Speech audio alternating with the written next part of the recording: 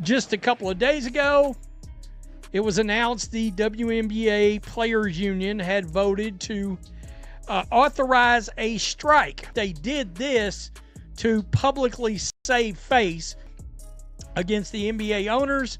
I just say NBA owners because every team is owned by an NBA owner except for two.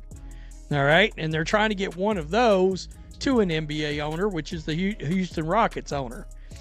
And they announced that they brave, stunning, and courageously would authorize a strike. The NBA is going to draw the line. Don't mess this up. And the women will compromise. They definitely have the wrong players representing the players. The WNBA Players Association has officially authorized a strike, and the reaction from sports fans has been straight disbelief. What makes this situation hit different from other labor disputes is the financial backdrop. The WNBA has never turned a profit in its 27-year history. Nearly every team, except two, is owned by NBA franchises that have been covering losses for decades. Now, at the exact moment the league is finally picking up real momentum, largely driven by the impact of Caitlin Clark, the union is threatening to walk away from a deal that would raise maximum salaries from around $250,000 to almost $2 million. That is an increase of roughly 800%. And the answer from the players' side is still no. David Sampson understands how owners operate. As the former president of the Miami Marlins, he has been in the room for these kinds of negotiations. When he explains that the NBA will not cross a hard line on revenue sharing, even if it means shutting the WNBA down, that is not guesswork. That is someone describing how these power dynamics usually play out. The players are pushing for a 50-50 revenue split similar to what NBA players receive. The owners are countering with major salary boosts while refusing to share revenue from a league that loses money every season. One side is moving based on financial reality. The other is moving on principle, and principles do not cover bills if the league collapses. The online reaction has made one thing clear. A lot of fans are struggling to understand the gamble being taken here. These are not trolls or random haters. These are fans who have been watching the WNBA for years, supporting its growth, and actually caring about the on-court product. Many of them are openly criticizing the players and the union leadership, calling the strategy reckless and hard to defend. Some are pointing out that certain players with ownership ties in other leagues could financially benefit if the WNBA were to fail, and that criticism is not coming from misogyny or disrespect. It is coming from people who watched this league fight through 27 difficult years, who finally saw real traction in 2024, and who are now watching that momentum get put at risk over a revenue-sharing demand. David Sampson, who's a really freaking smart sports business guy, came out and said, the NBA is going to draw the line on revenue sharing, and they will draw the line to the point of shutting the WNBA's doors down. They are not going to give the revenue sharing that the WNBA players want, and the women will compromise. and so I had a theory when I made that video that they did this to publicly save face. From a business standpoint, that move makes little sense. The current collective bargaining agreement expires in October 2025. The latest proposal from ownership includes raising the team's salary cap from $1.46 million to more than $3 million. Under that deal, maximum individual salaries would rise from roughly $249,000 to about $1.9 million by the end of the agreement. Minimum salaries would more than double. Despite that, the Players Association voted to authorize a strike because they are pushing for a share of league revenue. What many fans seem to understand, and what critics believe the Players Association is overlooking, is a basic financial reality. You cannot split losses. The NBA's 50-50 revenue model works because the league generates roughly $11 billion a year and produces significant profits. There is something substantial to divide. The WNBA brings in an estimated $200 million annually and reportedly loses between $10 million and $40 million each season. Those losses have been covered by NBA ownership since 1997. Asking for the same revenue-sharing structure as a league that is many times larger and profitable is not bold strategy. To many observers, it looks disconnected from reality. From a financial standpoint, the move looks careless, and the timing could not be worse.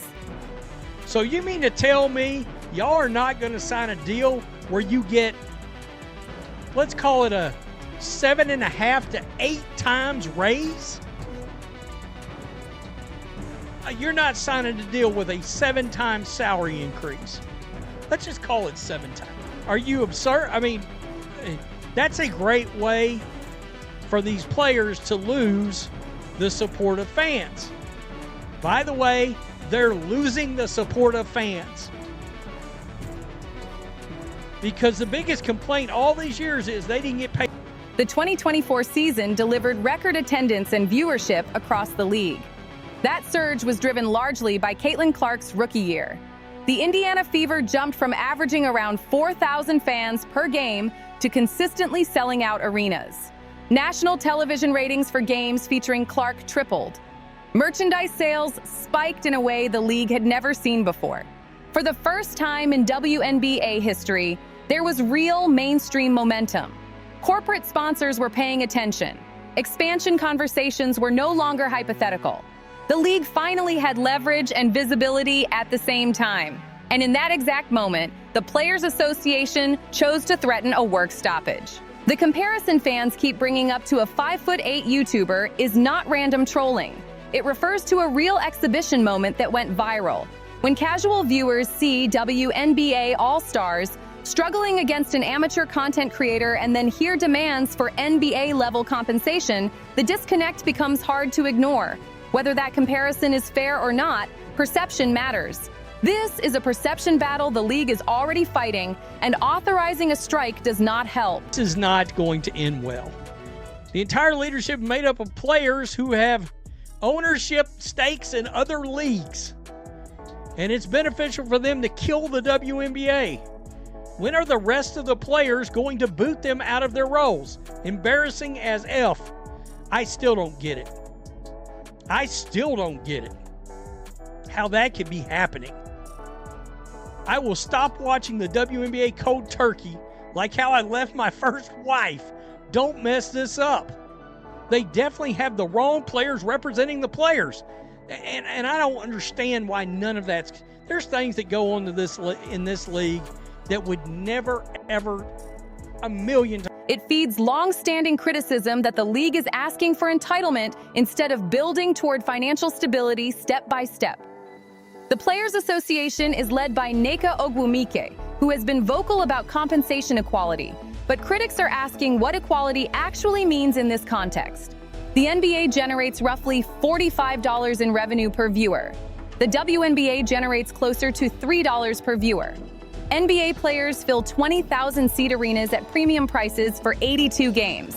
WNBA teams play about 40 games in smaller venues with lower ticket prices. The economic foundations are not the same. Pushing for identical revenue-sharing structures ignores those differences entirely. There is another option here, and almost no one seems willing to talk about it. There is another angle that rarely gets discussed. Replacement players are a real option. Rookies are already under contract, which means they are not eligible to strike. That would leave players like Caitlin Clark, Angel Reese, and Cameron Brink once she returns from her ACL tear, along with every other player on a rookie deal, still taking the floor. From there, owners could look overseas and sign international players who would gladly take the opportunity. European women's leagues are packed with skilled players earning between $30,000 and $60,000 a year. A six-figure offer to play in the United States would be life-changing for many of them. It is unrealistic to assume those players would refuse the opportunity out of solidarity. Many would be on flights within days. The Players Association may be betting that NBA ownership would never allow the league to shut down due to public pressure, optics, or political backlash. That is a risky assumption. These owners are business operators who have built billion-dollar franchises by making cold, difficult decisions. They have survived lockouts. They have relocated teams, dismissed coaches, and traded star players, all in the name of long-term financial stability. Expecting those same people to suddenly agree to revenue sharing from a league that consistently loses money because it feels morally right ignores how these businesses operate. That is not how professional sports ownership works. Some of the backlash online, including comments about fatigue around the constant framing of unfairness, is not coming from people who oppose women's sports. It is coming from fans who feel worn down by the narrative that every issue is rooted in discrimination. Crazy. Yawn, the small interest I have to watch will be gone if they strike. Would anyone notice? A lot of people, they are getting clowned. They are actually getting clowned. They have a professional women's basketball league. When did that begin? The fan base is still not invested enough to sustain the league if they strike. No. I mean, it's crazy. The WNBA has never turned a profit for 30 years, meaning the NBA and more so the owners. The WNBA has received extensive support for decades. NBA ownership has covered losses, provided shared arenas and facilities, cross-promoted during NBA broadcasts, and scheduled games to avoid direct competition. To those fans, that context matters. And despite all of that progress, the league is still not profitable. At some point, the conversation has to move away from what the league believes it deserves and focus on what it has actually earned. Players point to rising attendance and viewership as proof they should be paid more, and that argument has merit. But one strong season after 26 years of losses does not erase accumulated debt or suddenly make the business model sustainable. What it does mean is that the league is finally heading in the right direction. And maybe the smarter move would be to accept the massive raise currently on the table, prove that the growth can last, and then negotiate the next collective bargaining agreement from a position of real leverage rather than hope. The Players Association calling the current system draconian is especially revealing. That is the word they chose to describe a league that has survived for 27 years, only because owners absorbed tens of millions in losses every season. A league where players receive full benefits, where charter flights were recently approved, and where salaries have steadily increased despite no clear path to profitability. Using that language suggests a disconnect from the financial reality surrounding the league. A truly draconian outcome would be the league folding entirely, players losing their jobs, and women's professional basketball in the United States disappearing for another long stretch, similar to what happened after the ABL collapsed in 1998. Being offered an 800% raise while playing in a league that loses money every year is not oppression. To many observers, it looks like an extraordinary opportunity. David Sampson has suggested that compromise is inevitable and that assessment seems reasonable. This strike authorization appears more like a negotiating tactic than an endgame, a way to posture publicly before settling on a deal close to what ownership has already proposed. The Players Association understands the reality of its position. They know the leverage is limited. They see how harsh the public reaction has been. They also know that threatening a strike at the exact moment the league finally has momentum looks reckless. The likely path is predictable. Authorize the strike, speak loudly about unity and worth, then accept a deal that delivers massive salary increases without the revenue-sharing component they are demanding. Yikes. Man, so tired of the women fatigue. It's crazy. It is crazy. This is an opportunity for the owners and stakeholders of the WNBA to reboot the league. You will get tons of international fans. Will anyone actually notice or care? Seriously, if the league folds, would anybody really miss it? And I can tell you, as soon as I drop one of these videos, I get a ton of these comments. But the real damage has already happened. Fan support has taken a hit at the worst possible time. The negative reactions online are not isolated examples. They represent a broader shift in tone across social media. Fans who were excited about the league's growth are now openly questioning whether they would care if it disappeared. People who had plans to buy tickets next season are hesitating. Corporate sponsors who are beginning to pay attention may be rethinking whether this is a league they want to align with. The perception forming is that the players are willing to risk long-term stability to make a symbolic point about equality, even when that argument runs directly into economic reality. The frustrating part for many observers is that the players had everything working in their favor. Viewership was at record levels. The league had mainstream visibility. Owners were prepared to dramatically increase compensation. Expansion plans were active. New media deals were being discussed. The foundation for sustained growth was finally in place. All that was required was patience. Accept the win, keep the momentum moving forward, and position the league for an even stronger negotiating stance in the next bargaining cycle, when profitability might actually be within reach. Instead, this moment was chosen to draw a hard line over revenue sharing in a league that still loses money. A strike threat was introduced just as casual fans were tuning in for the first time. In doing so, the league risks undoing a year of progress over a demand that, based on the numbers, has no realistic chance of being approved. Consider Caitlin Clark's position in all of this. She just completed one of the most impactful rookie seasons the WNBA has ever seen. Her arrival reshaped the league's visibility. She brought in millions of new viewers, packed arenas across the country, and made the Indiana Fever relevant again after years of limited attention. Look, it's kind of weird. We all just got a trial run on what it was like to not be able to see Caitlin Clark on the court. It sucked. It sucked, but these players haven't done enough as of yet. They haven't. I mean, it's crazy. They just saved the owners money. Go ahead and strike and do a clean out. Play with your rookie contracts and ask anyone overseas if they want to play and anyone else who wants to play.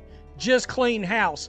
Now she is watching the Players Association, which she is required to belong to, threaten a strike over a proposal that would pay her close to $2 million per season.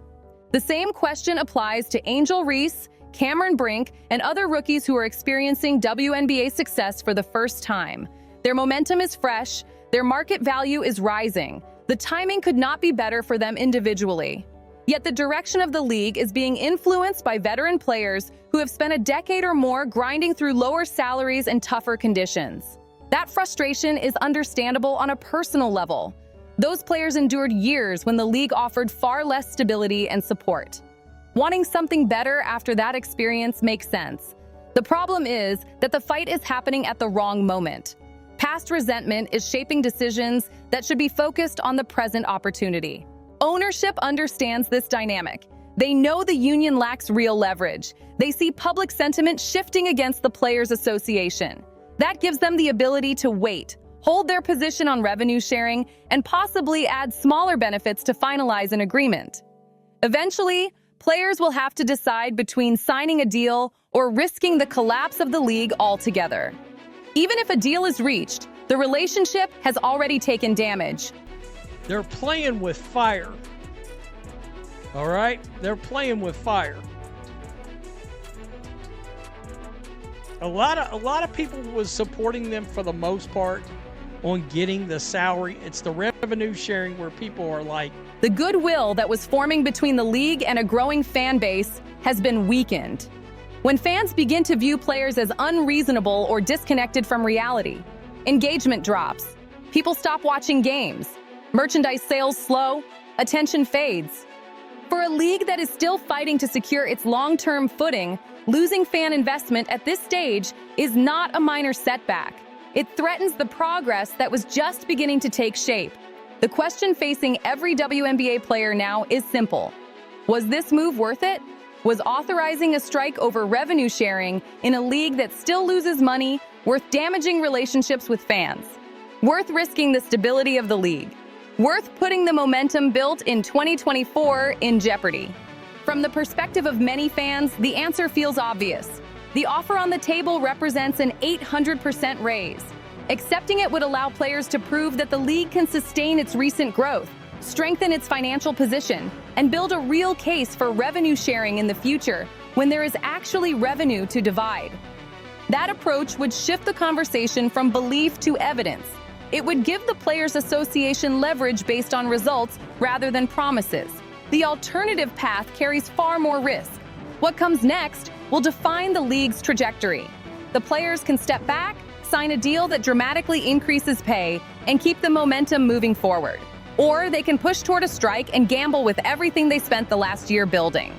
This situation is no longer just about contracts or negotiations. It has become a defining moment for the future of the WNBA. The choices being made right now will determine whether the league builds on the momentum of 2024 or watches it slip away. Fans were finally showing up, tuning in, buying merchandise, and investing emotionally in the product. That kind of attention is fragile, and once it's lost, it is difficult to win back. The league does not need a symbolic victory. It needs stability, growth, and proof that this surge is more than a temporary spike. That only happens if the game stays on the court and the business side stays grounded in reality. Walking away from a historic pay increase to chase revenue that does not yet exist puts everything at risk. What happens next will tell everyone whether the WNBA is ready to move forward or repeat the same cycle it has been stuck in for decades. The decision will not just affect players and owners, but the fans who finally started to care. For deeper breakdowns, behind-the-scenes context, and the conversations nobody else is having, follow Courtside Leaks and stay locked in. We've got every angle covered, every leak, every backstage twist, every moment they won't show you. Hit like, subscribe, drop a comment, and share this video. Stay locked in with Courtside Leaks, your home for the truth behind the WNBA headlines.